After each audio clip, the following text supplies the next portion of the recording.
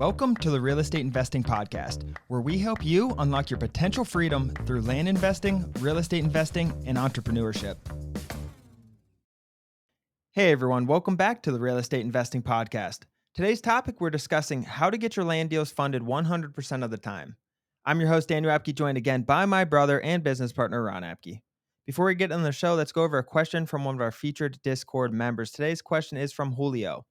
He asked, do you guys ever get your land timbered and then sell it after? I have family that owns a timbering company, and that's something I've always been interested in. I see it as a way to make money before selling the land. Yeah, really good question, Julio. And I like the mindset of trying to make some money on the land before. That being said, if you clear cut it and cut 100% of the timber on there, you're going to lose money at the end of the day because your sale price is going to tank. Like you are going to be not be able to sell that property for nearly as much. And I don't think the timber sale is going to pay for whatever you had to underprice it for on the sell side. So I don't think if your plan is to clear cut something 100%, I don't think that is a great plan. That being said, you could clear one spot 100%, clear 30% of the land, clear cut, sell that timber, and then the property value probably won't change much, if at all. It could even go up if you have a really nicely cleared area. But that being said, if like I said, going into clear cutting 100%, you're not going to get your money back. Yeah, or select cut it where you don't take out 100% of the timber. Because what happens, guys, after you timber, I don't know if you guys have seen pictures of what a timbered piece of land looks like, but if they 100% clear cut it, Ron, it's extremely ugly to end buyers. There's timber everywhere. It destroys a lot of the land. Select cutting's where they go through, try to keep the ecosystem alive, take certain pieces of it strategically, and you can still make some money without destroying the land and then profiting. So you got to look at what you're going to get and what it's going to sell for and how much that's going to take away from the final sale price and then make a decision based on that. Other than that, let's get into the show. Today's topic, how to get your land deals funded 100% of the time. Ron, I wanted to start with first, we haven't done a deal funding episode in a long time, and I feel like this is a good refresher for anyone in the audience listening. But let's start with the deal funding walkthrough. Like what is deal funding? Just take us through some of the basics here. Yeah, so basically deal funding is like there one person finds a deal and does not have the funds, does not have the means to buy the property. So they look for an investor, essentially, a deal funder, a partner in this deal. And there are a lot of different relationships with this when you find a deal funder, when you get that, uh, are looking for money for a deal. But that being said, the basis of it is a person finds a deal and then is looking for money. That becomes the deal funding investor relationship. One person is the money side, one person is the deal finder, and we call them the manager on this. Do you want me to get into, Dan, like how we kind of do deal funding? We can stop there. We'll get into that here shortly, but that kind of takes us through a walkthrough of what it is, Ron. That's what I wanted to touch on first, and I kind of want to get into, so why would someone use a deal funder in the first place? Just money. Like they don't like you. Exactly. We have people come into our program with $5,000. We have so many people, and I love it because they're going after big deals. These people come in the program with $5,000 for marketing money, and that's their mindset when they come in. I have $5,000 for marketing money. I want big deals, and we have people whose first deals with very little money in their bank. Their first deal is $150,000. They Yeah. find a great partner, a great deal funder, and make a ton of money because they're going after big deals. And there's both some pros and cons with deal funding. Obviously, if you don't have money, you're going to need to use it, but there's pros and cons as you scale to using it, and that's what I wanted to get into. We're going to touch the pros and cons real quick. Obviously, the pros, Ron, like you said, it's money, right? And it's a fairly easy way to raise money, and it's a way you can scale your business. There's tons of deal funders in the community. Yeah, absolutely. Like I think that's the biggest pro is and it's also that long-term relationship, guys. Like you're building a really good relationship with someone who has money. And if you kind of nurture that relationship, which I'm sure we're going to get into, like it can build really successful relationships in and outside of land with those money partners. The most underrated pro and one of the most important pros, Ron, is risk.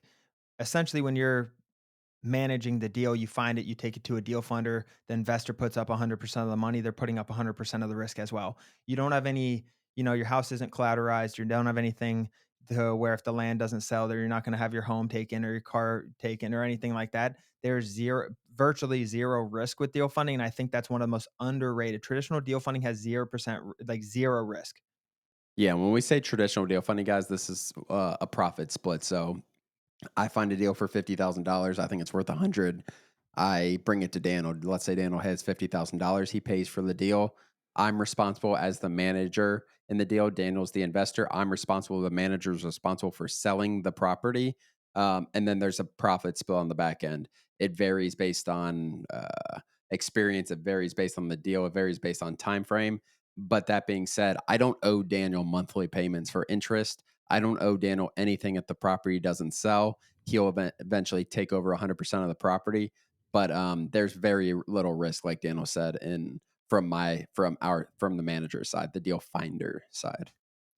Yeah, exactly. And it's not one of those things where like the underwriting process when a deal funder's underwriting you in the deal, they're looking at the deal as one deal essentially, Ron. They're not like looking at your debt and looking at your credit score and looking at all these other things, right? They're looking at the piece of land and underwriting the piece of land while keeping you in mind. Hey, is this person active in the community? Do they know what they're doing? Do they have deals under their belt? And they take the combination of the land and the manager and kind of write up their own. Everyone does it a little bit differently, Ron, but they make a decision based off those two things. Some of the cons of deal funding, Ron, like you said, it's obviously less risk and you can scale with it tremendously.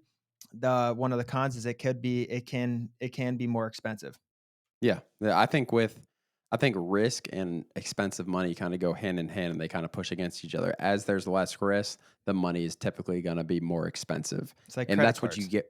What'd you say? Yeah, exactly. That's very typical with deal funding. Like when you have very little risk or no risk really and losing a significant amount of money, the deal funder who puts in that $50,000 has all the risk in the world if something goes sideways. You don't have any money in the deal. You could lose your interest in the deal, but other than that, financially, you're not. There's no real risk to you. So that being said, mm, it is more expensive money typically, Dan. Exactly. And I do want to get into the typical funding splits like what we see as you guys are new. We see 50-50, 40-60. Those are fairly typical when you guys are new. And it's also based on time, Ron, correct? Yeah, absolutely. Like if you sell something in the first 30 days, it's going to be a lot cheaper than if you sell it after 7 months, in terms of the profit split amount. So, and keeps people selling properties fast. Like that pushes people to try to get things under contract fast, and be urgent with that. It's a win-win. It's a win-win for the investor. It's a win for the manager because they get a bigger split. Exactly. Let's just talk about overall. So say someone's even coming in with $100,000, Ron. Mhm. Why is funding important? Not only to the people coming in with $5,000, but also the people coming in with $100,000. 'Cause I mean, like $100,000 can get you somewhere, but that also could be 1 deal and you're out of money all of a sudden. That could be 2 deals and you're out of money. That could be your first deal, like I said, could be $150,000 and you need to find deal funding. If you're doing this business how we teach this business, which is to scale to build a real, business around land investing, around what we're doing, you're going to run out of money. You're gonna need deal funding relationships at some point. I don't know anyone in our community who doesn't at some point reach out. Maybe you're picking and choosing deals you use for deal funding, but that you're going to run out of money at some point. Yeah, exactly. I mean, we teach the way we teach, Ron, you always want to be acquiring more than you're selling because we're scaling up the business. We're upping our mailers, we're upping our text, we're upping our marketing. We have 3 properties we're acquiring. Oh, we only have 2 we're selling on the back end. And another way you can look at it is I have $200,000 of properties I'm buying. I have $100,000 I'm selling. That acquisition side is going to keep building up and building up and building up. And there's always a delay from the time you acquire to sell. So when you're growing, you naturally need more money on the front end to buy properties than you're going to be getting on the back end selling, just naturally. And you're going to have times, no matter how much money typically you're coming in with, unless you have, millions and millions and millions of dollars, you could probably swing that. But you're gonna run out of money eventually is what I'm trying to say. Let's talk about, Ron, you touched on it a little bit earlier, the long-term relationship aspect of things. So money's more expensive at first because it's more risk on the investor. Let's just put it that way, right? It's more risk on the investor because the manager's new. The Since they're new, there's just higher risk on both sides. So therefore, there's higher money. But let's talk about that long term relationship after they do deals successfully with you. They're working hard. Let's talk about that a little bit. Yeah, I mean, I think that's one of the best things about this is, I mean, it's really any investor relationship is once you build that trust and you can get the money back for the investor, you can make them solid returns. Your money's going to get cheaper with them.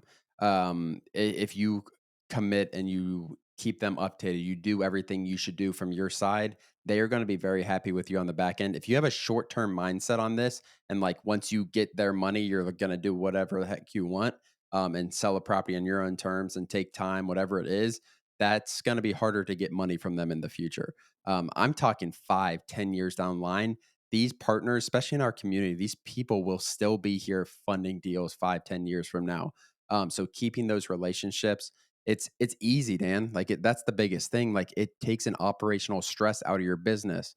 If you get a Mm. $250,000 deal and you know I can go to X person for the money, like, and I've built that relationship, that's a lot simpler than trying to find a new partner who has 250 grand. Eventually, those people with $200,000 are going to run out if you screw them over. And it's confidence on the front end too, like being able to send out offers with $300,000 on them, $500,000, knowing you're going to be able to get funding, talking to them on the phone, being confident about it. That trickles down to your business, and it trickles down to the health of your business. Like this is a banking relationship essentially, and you have to treat it like that because as you get more time, it's going to get easier to get funding from these people. There's times where we trust we usually look at the deal somewhat wrong, but there's times where we'll trust an manager so much that we barely look at the deal because they have such a good track record with us. They've done well. We know they're going to list it right away. So you got to work. It's a win-win relationship when it's done right. But like Ron said, it can go the other way. There's people who sit on the property, they don't list it, whatever the situation is, they're not on top of it, and it goes by. And obviously, we have those notes. Obviously, we know what's going on. Next time they come to us for funding, Ron, that's more than likely going to be a no because of that.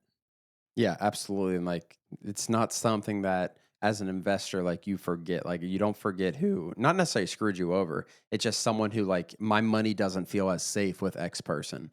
And as an investor, like you have that in the back of your mind 100% for sure. And you're not going to forget it. Just like on the reverse, if someone just kills the deal and just does amazing, does everything they're supposed to do as a manager, you're sure as heck going to remember that because they got you a great return in a fast way and kept in communication, everything like that. So yeah, it Yep. goes both ways 100%. And it just makes your business so much easier to run if you have reliable deal funders that you have done right for. It's going to allow you to scale because you can put focus in other areas. Exactly. And what's like when people are coming in, a lot of people ask what's the best way to find funding. There's a lot of the cycle of land investing is what I like to put it, Ron, is you come in typically, not everyone, but comes in with very little capital, very little free cash, and then they put it in the business, they get some of their own deals, they use deal funding, then they have some extra money, they buy some of their own deals, they stack up their cash a little bit more, and then they can start deal funding. And that's why there's so many deal funders in the community because of that cycle, Ron. But let's talk about how to find those people, how to find these relationships. Yeah, I mean, I think if you're active in our community, you kind of naturally run into them, hear about people funding deals, whatever it is. I think that's the best way for it to be a very natural relationship. Whether you've talked to Daniel and I a few times and then have a deal for us to fund, or it's someone else that you've had a relationship with, I think it just comes to community. And as a deal funder, like this, 100% for us, I know it's other people as well as a deal funder, as an investor, if we see someone who's really active in our community, really trying to make this work, they're more likely to get our money as well as a person who, like, we don't know what they've been doing for the last, maybe they have been doing a lot of things, but if they're not active in the community, it hurts the trust factor. And I'm just more unsure of the situation, Dan. Yeah, you don't know that consistency's there because the fact is we've had people come submit deals and then kind of go MIA. When you have someone in the last 9 months in the community, Ron, who's been active on the calls, commenting on things that they've been there and have been consistent, so it definitely adds up. Next, I want to talk about so this has been kind of a hot topic in the community, Ron. It's other ways to source funding, right? And Mhm. there's traditional banks. You obviously have friends and family, things like that. I personally recommend always not leveraging one side too heavy. With deal funding, like we said, there's zero risk. You start getting into friends and family, that can get a little risky at times. And then you also start getting into traditional bank loans, things like home equity line of credits. things like that, Ron, which are heavily, heavily collateralized against you, my recommendation has always been to kind of mix the options, mix the three, raise some money from friends and family, do some traditional deal funding. Maybe eventually, when you don't want to get a HELOC your first deal. You just typically that's high risk. If you have a really good deal, maybe, but typically you don't because that's risking it all essentially. You want to get deal funding. The other good thing about deal funding we didn't really talk about, Ron, is the expertise. Like if you get a good deal funder, they can provide good insights. And that's what Ron and I do on our deal funding. We open up a chat with you guys and have our team behind it analyzing the deals, and also Ron and I commenting. It's a good relationship from that aspect, so they can do that. And that's why at first run, I don't think opening up a HELOC or a traditional bank loan or anything is the best idea. But as you get things rolling and you're confident and you're making some money, that's another way to kind of diversify where the money's coming from. Yeah, like the way we look at it is like, what if, whatever it is, if it's a bank thing and I can't sell the property, like, am I going to have to, is it bankrupt? What is the situation? And if you're in that situation where like I take $100,000 loan from a bank or whatever it is, and I can't pay that 10 months from now, unless I sell the property for X dollars, like that is not the right place to get investing from, in my opinion.